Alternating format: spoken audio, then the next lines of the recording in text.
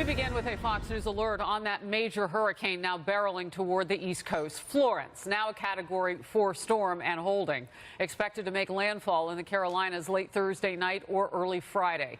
The most powerful hurricane to threaten the Carolinas in nearly 3 decades could bring life-threatening winds and a storm surge anywhere from 10 to 15 feet. States of emergency now declared in North Carolina, South Carolina, Virginia, and Maryland. More than 1 million people are leaving coastal areas, evacuating mandatorily as Florence approaches. Those citizens that need to evacuate, we implore that you evacuate now.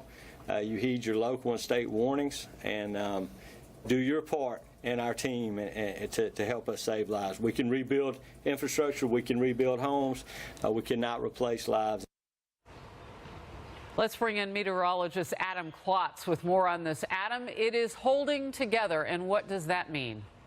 It means it's going to stay a strong storm as we continue to see it do so. It's a Category 4. It's been a Category 4, still spinning with winds at 130 miles an hour, heading off, and will likely maybe even strengthen a little bit more today with those winds climbing back up to 140 to 150 miles an hour. Here's the track we're following as it runs its way closer and closer to the coast. By the time we make landfall, we're going to be talking about early Friday morning, likely a Category 4 storm or a very strong Category 3 storm. Either way, the winds are going to be strong. The impacts from the surge are going to be the same. Again, early Friday morning is the time frame we're looking. Anywhere from portions of central South Carolina, the central South Carolina coast, so from Charleston running all the way up to Norfolk, Virginia, all areas where you're going to be seeing impacts from this as it eventually makes its way onshore. That's why we're looking at storm surge along these entire areas.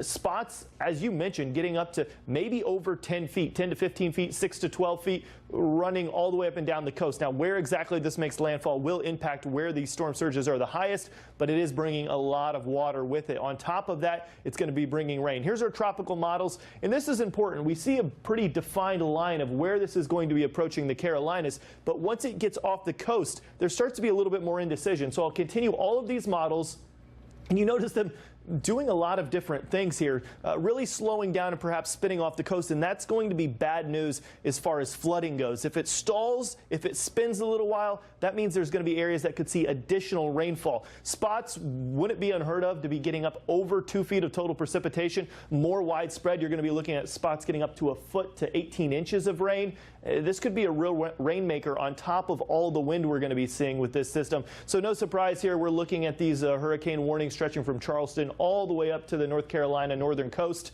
state line there, because the winds are going to be there, the rain's going to be there. And Harris, yeah, the storm surge 10 to 15 feet. It's going to be a big storm. You know, Adam, you and I covered a lot of this activity last year, and one of the things that you reminded everybody is when it goes onshore, when it reaches into the inland, we can see sometimes even twisters and other very dangerous activity, not to mention the flooding. Yeah, I mean, once this starts to get close to onshore, I wouldn't be surprised if there were a couple small tornadoes popping up in the front right quadrant. There's just going to be a lot to deal with early Friday morning. All right. Adam Klotz, we appreciate it. Thank you very much.